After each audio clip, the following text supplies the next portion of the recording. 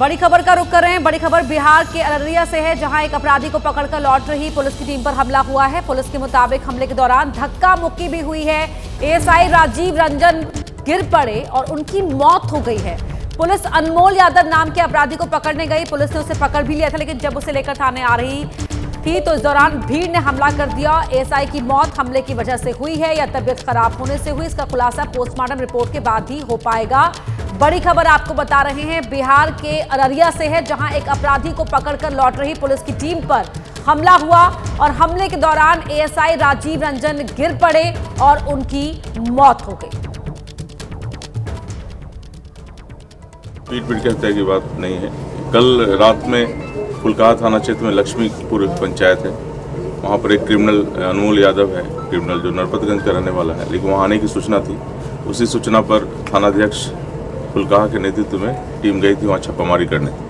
छापामारी करने के दौरान वहाँ पकड़ भी लिया गया था अनमोल यादव को। पकड़ने के बाद वहाँ ग्रामीण जो उसके सहयोगी थे वो जुट गए और उन्होंने उसको ज़बरदस्ती छुड़वा लिया। उसी छुड़वाने के क्रम में धक्का मुक्की में ये अचेत अवस्था होकर गिर गए हैं। ये हमारे एएसआई राजीव मल, और इनको तत्काल हॉस्पिटल ले जाया गया, जहाँ इनकी मृत्यु हो गई। शशांक हमारे सहयोगी फोन लाइन पर जुड़ गए। शशांक, क्या हुआ था? क्या राजीव रंजन की तबीयत पहले से खराब थी? क्या बताया जा रहा है?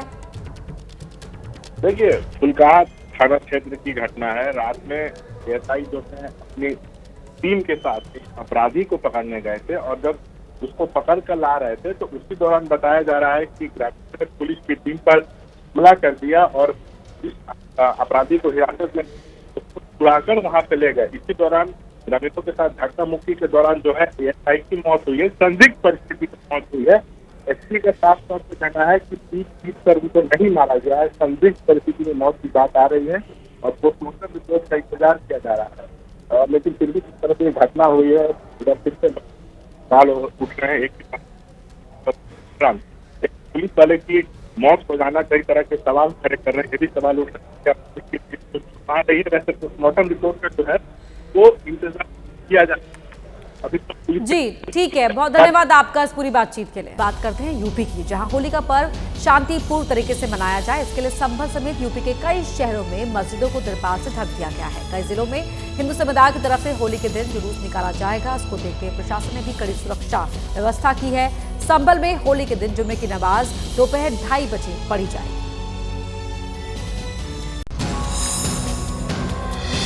होली और जुमा एक ही दिन होने के कारण यूपी के कई शहरों में एहतियात बरती जा रही है।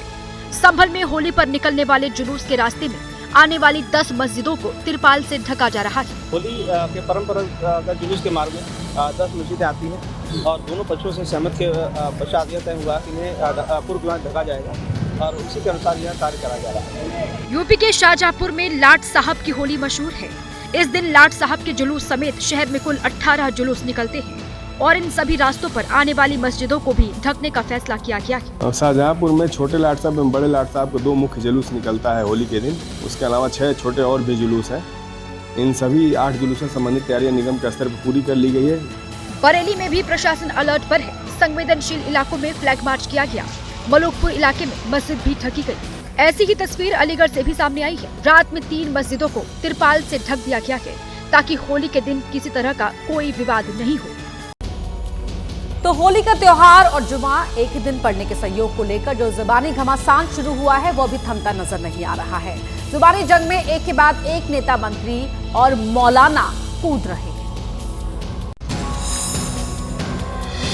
ये वो गंदी नाली के कीड़े हैं, इनको कहिए, और ये इस तरह के बयान दे रहे हैं। ये सब वो लोग हैं जो समाज को बांटना चाहते हैं और मुल्क में नफरत फैलाना चाहते हैं। होली और जुमा को लेकर जारी बिगड़े बोल की सीरीज में ये नई एंट्री है। जनाब मुंबई की रजा एकेडमी और ऑल इंडिया सुन्नी जमीयत उलेमा के सचिव मौलाना खलील उर रहमान है। यूपी के मंत्री रघुराज सिंह और संभल के सीओ के बयानों पर रिएक्ट करते करते होली के रंगों को मजहबी रंग दे डाला। एक ही होली, चूँकि उसमें रंग में जो है वो सारी केमिकल होता है, गंदे पानी भी होते हैं, सब कुछ, तो हम नमाज पढ़ने तक कपड़े हमारे नापाक हो जाते हैं। बस ये है, रंग का बेचना, कारोबार करना वो कोई बुरी बात नहीं है। होली और जुमा एक दिन पड़ने को लेकर जारी जुबानी जंग में यूपी के कैबिनेट मंत्री और निषाद पार्टी के अध्यक्ष संजय निषाद ने नसीहत देते देते विवादित बयान दे दिया। कुछ नहीं होगा, सब मिलेंगे, सब नमाजी तो और गले मिलते हैं। हम कहते हैं ये नेता लोग हैं, उन्हें उकसाते हैं। जिसे रंग पसंद नहीं वो होली के दिन घर पर रहे, ये नसीहत देकर विवादों में घिरे संभल के सीईओ अनुज चौधरी के पिता ने अपने बेटे की जान को खतरा बताया है और सरकार से सुरक्षा देने की गुहार लगाई। तो दूसरी तरफ अनुज चौधरी को पद से हटाने की मांग भी की जा रही है। भाई आपको होली के रंग से आपका धर्म भ्रष्ट हो जाएगा या जो भी, तो वो उस दिन ना निकले, घर से ना निकले। मुसलमानों को नसीहत देकर विवादों में घिरे संभल के सीईओ अनुज चौधरी पर चौतरफा जुबानी तीर चलाए जा रहे हैं, जिससे उनके घर वाले किसी अनहोनी की आशंका जाहिर कर रहे हैं। अनुज चौधरी के पिता अब बेटे की सुरक्षा की गुहार लगा रहे हैं। बोल आ रहे हैं कोई मार लो, कोई मार दो या वो कर दो, IS तक मतलब ये बात जारी, पाकिस्तान तक जारी। उग्रवादी भी मतलब सब इस बात को वो कर रहे हैं, तो सरकार को चाहिए कि मतलब इस पर थोड़ा सा ध्यान दे, इसकी सुरक्षा करे जा। संभल के सांसद जियाउर रहमान बर्क अनुज चौधरी को बर्खास्त करने की मांग कर रहे हैं। ऑल इंडिया सुन्नी जमीयत उलेमा के सचिव मौलाना खलील उर रहमान तो 2 कदम आगे हैं। वो अनुज चौधरी को जेल या पागल खाने भेजने की सलाह दे रहे हैं। राजनीतिक आदमी ने नहीं बल्कि अधिकारी ने इस मुद्दे को उछाला है और लड़ाने का काम किया है। ऐसे लोगों को जेल में होना चाहिए, पागल खाने में होना चाहिए। वहीं अलीगढ़ यूनिवर्सिटी में आज होली मिलन समारोह होगा। छात्र यूनिवर्सिटी कैंपस के NRSC क्लब में आज और कल होली खेल सकेंगे, होली मना पाएंगे। इस दौरान होली मिलन समारोह का आयोजन काफी विवादों में रहा। अलीगढ़ मुस्लिम यूनिवर्सिटी में आज हिंदू छात्र होली खेलेंगे। होली मिलन समारोह कल भी जारी रहेगा। AMU में पढ़ने वाले हिंदू छात्र अखिल कौशल ने यूनिवर्सिटी प्रशासन से 9 मार्च को होली मिलन समारोह की अनुमति मांगी थी, लेकिन तब AMU प्रशासन ने पहले तो इनकार कर दिया, लेकिन विवाद बढ़ने के बाद 13 और 14 मार्च को NRSC क्लब में होली खेलने की परमिशन दे दी थी। यूनिवर्सिटी के जो हिंदू छात्र हैं वो आज सुबह 11 बजे से लेकर दोपहर 3 बजे तक होली खेल सकेंगे। हमने 9 मार्च 2025 को NRSC क्लब में एक होली मिलन समारोह के आयोजन के लिए अनुमति मांगी थी।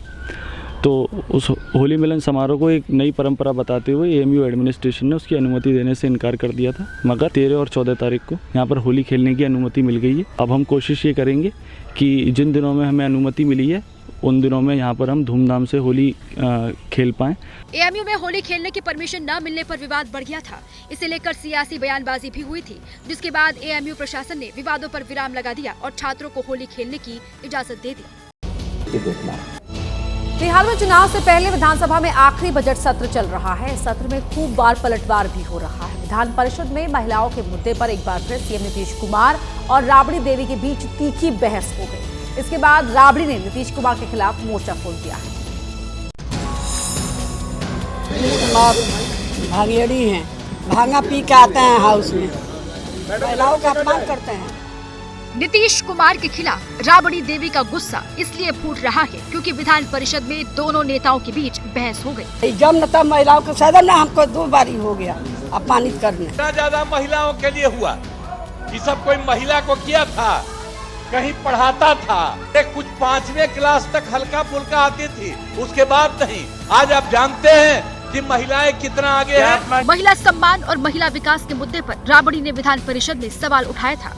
उसके बाद नीतीश कुमार ने आरोपों की झड़ी लगा दी थी। इसके बाद बयानों के तीर सदन के बाहर भी चलने लगे। बार बार इस तरह का बोली सदन में, ये साफ दिखाता है कि ये नॉर्मल नहीं है। तेजस्वी जी सपना देख रहे हैं और सपना देखने में जब उनको लग रहा है कि हमारा सपना पूरा नहीं हो रहा है तो हताशा में कुछ से कुछ बोलते रहते हैं।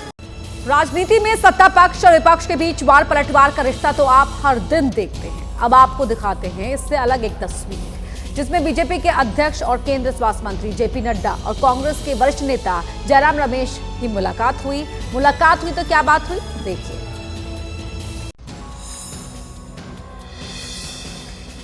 ये वीडियो संसद परिसर का है। कांग्रेस महासचिव जयराम रमेश और केंद्रीय मंत्री JP नड्डा ने एक दूसरे को देखा और होली की बधाई दी। होली की शुभकामनाएं सर। आपको भी होली की बहुत। कहां जा रहे हैं? होली की शुभकामनाओं के आदान प्रदान के साथ ही जयराम रमेश ने नीट PG एडमिशन के मुद्दे की याद दिलाई, तो जवाब में स्वास्थ्य मंत्री नड्डा ने कहा कि उनके ध्यान में है। इस बीच वहां मौजूद एक पत्रकार ने नड्डा की हरी रंग की जैकेट का जिक्र किया तो इस पर जयराम रमेश और नड्डा के बीच हंसी ठिठोली हुई। Thank you. आज के सर ग्रीन कलर में गुलाल फॉर्मर मिनिस्टर फॉर एनवायरनमेंट। हमने आपके साथ काम किया। अच्छा, हिमाचल में मंत्री था जब केंद्र में आप एनवायरनमेंट एंड फॉरेस्ट मिनिस्टर। अब तो आप केंद्र में हैं और मैं कहीं नहीं। नई शिक्षा नीति और लोकसभा सीट परिसीमन को लेकर तमिलनाडु के सीएम और डीएम के अध्यक्ष एमके स्टालिन केंद्र और बीजेपी पर लगातार हमलावर है। उनका दावा है कि ये बीजेपी को फायदा पहुंचाने के लिए किया जा रहा है। वहीं आंध्र प्रदेश के सीएम चंद्रबाबू नायडू ने फिर ज्यादा बच्चों को जन्म देने की अपील की है। स्टालिन भी बार बार ये अपील करते नजर आ रहे हैं। स्कूली शिक्षा में नई शिक्षा नीति के 3 भाषा के फॉर्मूले को लेकर तमिलनाडु और केंद्र में विवाद गहराता जा रहा है। तमिलनाडु के सीएम एमके स्टालिन ने इसे बीजेपी की सोची समझी साजिश और भगवा नीति बता दिया। नई राष्ट्रीय शिक्षा नीति एक भगवा नीति है जिसका मकसद हिंदी को बढ़ावा देना है। हम एनईपी 2020 का विरोध करते हैं। स्टालिन ने लोकसभा सीट परिसीमन को भी बीजेपी का निजी एजेंडा बताया है। बीजेपी संसदीय क्षेत्रों के प्रस्तावित परिसीमन के जरिए अपने दबदबे वाले उत्तरी राज्यों में सीट की संख्या बढ़ाकर अपनी सत्ता बनाए रखने की कोशिश कर रही है। सीट परिसीमन को लेकर आंध्र प्रदेश में भी सियासत गर्म है। सीएम चंद्रबाबू नायडू ने राज्य के हर दंपति से 2 से ज्यादा बच्चों को जन्म देने की अपील की है। उनका तर्क है कि राज्य की जनसंख्या बढ़ने से परिसीमन के प्रभाव को कम करने में मदद मिलेगी। स्टालिन भी चंद्रबाबू नायडू की तरह तमिलनाडु में जनसंख्या बढ़ाने की अपील करते रहे। उनकी पार्टी के नेता हैदराबाद पहुंचे और वाईएसआर कांग्रेस के नेता जगन मोहन रेड्डी से मुलाकात की और उनका समर्थन मांगा। तेलंगाना के सीएम रेवंत रेड्डी मुख्य विपक्षी दल बीआरएस के निशाने पर है। बीआरएस अध्यक्ष के चंद्रशेखर राव को लेकर रेवंत रेड्डी ने विवादित बयान दिया, जिस पर बीआरएस हमलावर है और सीएम पर केसीआर का अपमान करने का आरोप लगाया। केसीआर पर सीएम रेवंत रेड्डी के विवादित बयान से तेलंगाना में सियासी पारा गर्म हो गया। दोनों तरफ से भाषा की मर्यादा की सारी हदें पार कर दी गई। रेवंत रेड्डी ने भी बेहद आपत्तिजनक बयान दिया। अगर कोई अपने कद का बखान करता है तो वो स्ट्रेचर पर ही खत्म हो जाएगा। अगर वे इसी तरह चलते रहे तो वे अंततः शव गृह तक पहुँच जाएंगे। रेवंत रेड्डी ने हालांकि बिना नाम लिए केसीआर पर ये टिप्पणी की, लेकिन इसे लेकर बीआरएस उन पर हमलावर है। पार्टी नेता और केसीआर के बेटे केटीआर ने सीएम पर पलटवार करते हुए कहा है कि सीएम ने सारी हदें पार कर दी हैं। पार्टी के नेता और केसीआर की बेटी के कविता ने भी सोशल मीडिया के जरिए पलटवार किया। कविता ने कहा कि सीएम के शब्द आपत्तिजनक हैं और उनकी पार्टी सीएम की निंदा करती है। हैदराबाद में 2 महिला पत्रकारों की गिरफ्तारी के मामले ने भी तूल पकड़ लिया है। बीआरएस के कार्यकारी अध्यक्ष केटीआर ने सोशल मीडिया पर पोस्ट कर निशाना साधा। केटीआर ने पोस्ट के जरिए राहुल गांधी पर भी सवालों की बौछार कर दी। तेलंगाना के सीएम रेवंत रेड्डी और उनकी सरकार के खिलाफ आपत्तिजनक सामग्री पोस्ट करने के आरोप में 2 महिला पत्रकारों को कल हैदराबाद साइबर अपराध पुलिस ने गिरफ्तार किया था। वहीं फरवरी महीने में दिल्ली की यमुना में रिकॉर्ड प्रदूषण दर्ज हुआ। दिल्ली प्रदूषण नियंत्रण समिति की रिपोर्ट में चौंकाने वाले आंकड़े सामने आए। दिल्ली में एक और यमुना नदी में क्रूज चलाने की तैयारी है, तो वहीं दूसरी तरफ यमुना में रिकॉर्ड प्रदूषण दर्ज किया गया।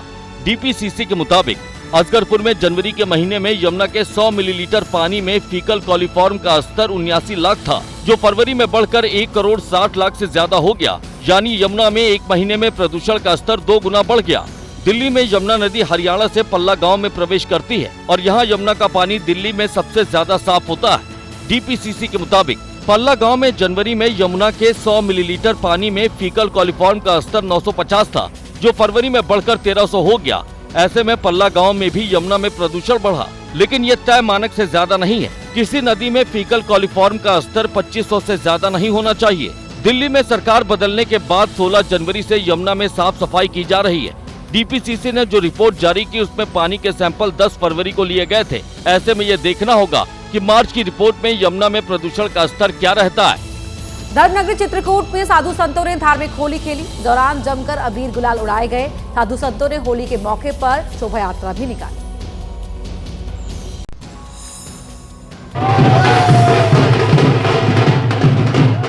ढोल नगाड़ों के बीच अबीर गुलाल से होली खेलते साधु संतों की ये तस्वीर धर्मनगरी चित्रकूट की है, जहां अनिया अखाड़ा परिषद ने बड़े ही धूमधाम के साथ रंगों का त्योहार मनाया।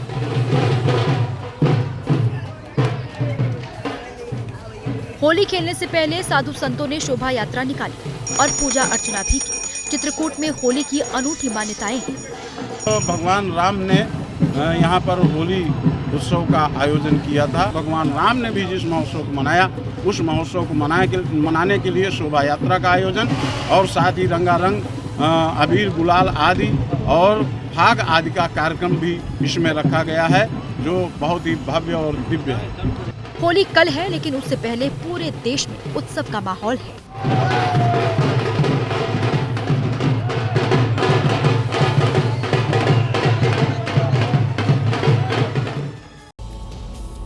होली का त्योहार है और गुजिया का जिक्र ना हो, भला ऐसा कैसे हो सकता है। गुजिया के बिना होली फीकी है। बहुत से घरों में या तो गुजिया बनकर तैयार हो गई है या बनाई जा रही है, लेकिन अब हम आपको उन गुजिया के बारे में बताएंगे जो आकर्षण का केंद्र बनी हुई है।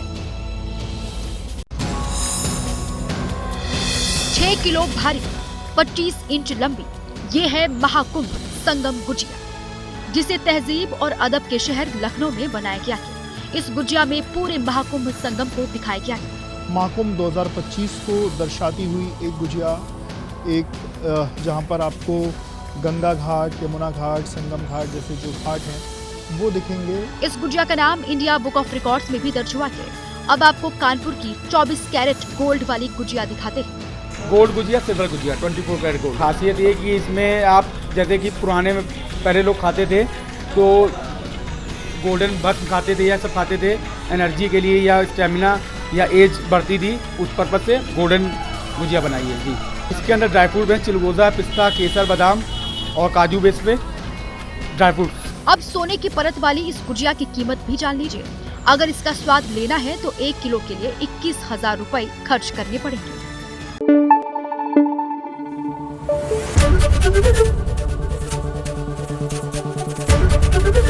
ABP न्यूज आपको रखे आगे।